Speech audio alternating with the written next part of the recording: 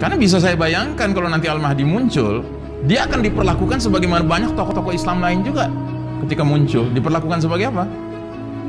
Hah? Sebagai teroris. Ya kan ada aja yang bilang gitu kan, apa ini? Ya kan?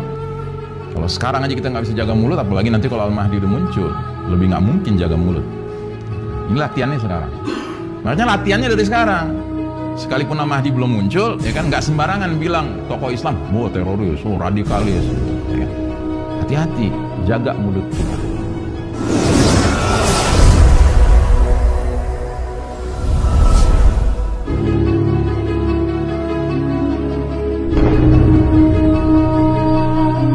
Nah, jadi saudaraku rahimakumullah, bila jadwal sunnatut tadawul ini sudah dekat, maka kita akan menyadari bahwasannya akan terjadi sebuah proses peralihan babak dari babak keempat di mana kita hidup sekarang, the world as we know today, dunia yang kita kenal hari ini, menuju babak kelima, yaitu babak masa kejayaan Islam.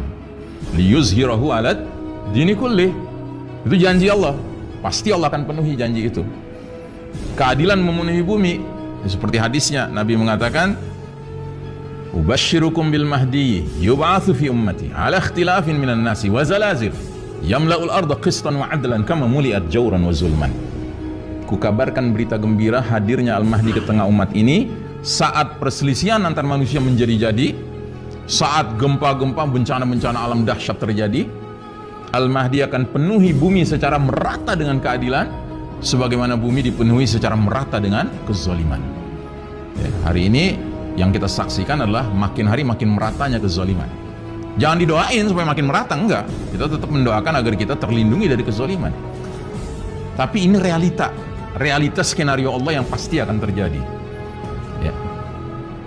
Makanya saya sering kalau ditanya orang, Ustaz, jadi kita nyiapin Al-Mahdi muncul atau kita nunggu aja? Gitu.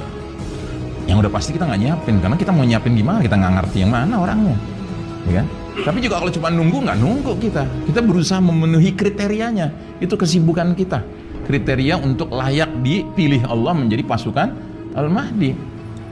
Karena bisa saya bayangkan kalau nanti Al-Mahdi muncul, dia akan diperlakukan sebagaimana banyak tokoh-tokoh Islam lain juga ketika muncul. Diperlakukan sebagai apa? Hah? Sebagai teroris. Ya kan ada aja yang bilang gitu kan, apa ini? Ya kan, masa udah ada negara di situ mau dibaiat lagi orang gitu, di Ka'bah lagi ngebaiatnya, gitu. Ya kan, pastilah. Ya, bisa Anda bayangkan. Gitu. Makanya latihannya dari sekarang. Sekalipun Al-Mahdi belum muncul, ya kan, nggak sembarangan bilang tokoh Islam, oh teroris, oh radikalis, gitu. Ya kan, hati-hati, jaga mulut kita. Kalau sekarang aja kita nggak bisa jaga mulut, apalagi nanti kalau Al-Mahdi udah muncul, lebih nggak mungkin jaga mulut. Ini latihannya sekarang.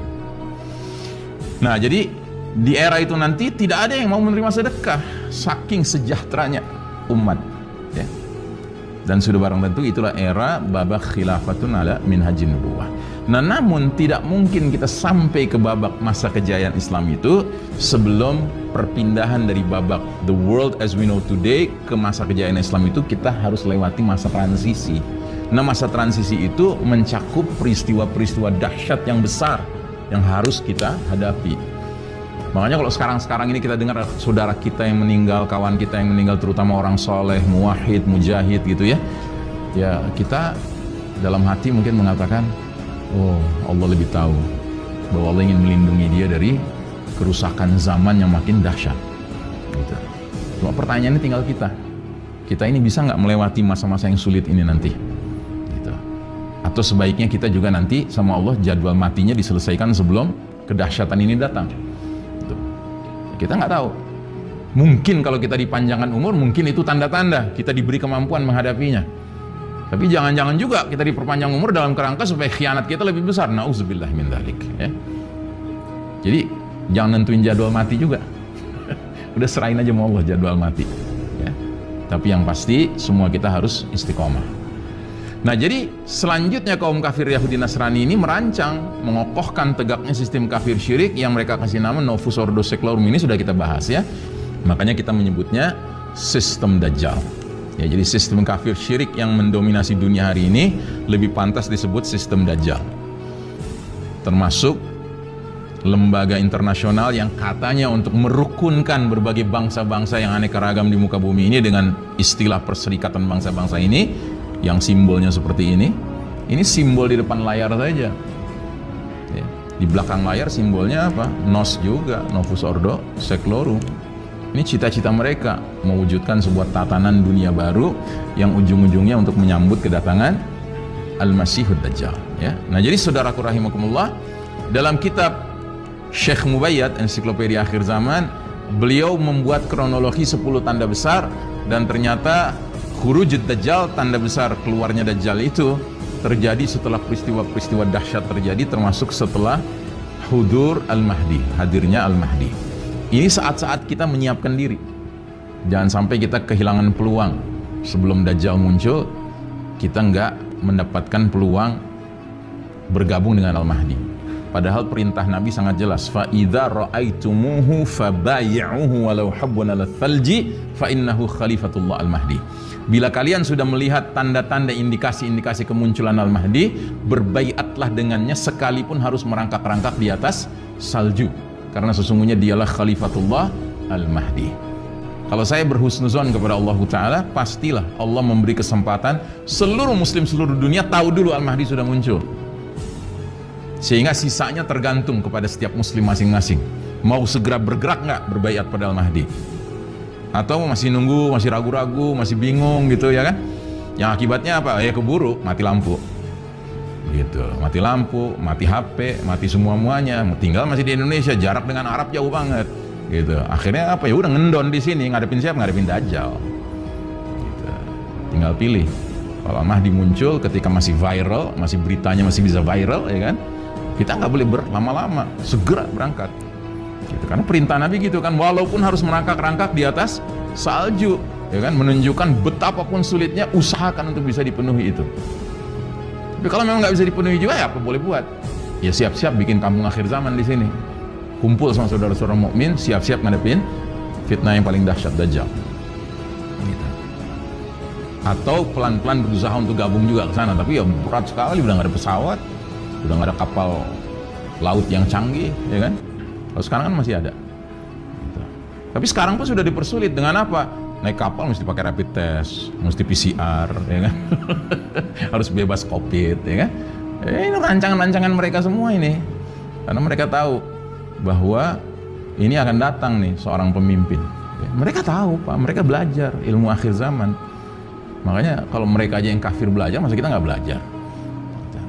Nah, jadi saudaraku rahimakumullah, si Dajjal ini muncul ketika dunia ini ya pelan tapi pasti sudah mulai mengarah kepada keadilan makin merata. Nah, si Dajjal muncul. Ya. Dan si Dajjal geram. Ya. Tapi si Dajjal ini tidak berani terang-terangan langsung menghadapi khilafah yang dipimpin Al-Mahdi dan kaum muslimin. Tapi dia cari mangsa di wilayah-wilayah yang jauh-jauh. Makanya yang tetap tinggal di Indonesia termasuk mangsa-mangsa awalnya Dajjal nih. Gitu. Iya. Kalau antum nggak sempat bergabung dan masih tinggal di Indonesia, ya di Tanah Abang, siap-siap ngadepin Dajjal.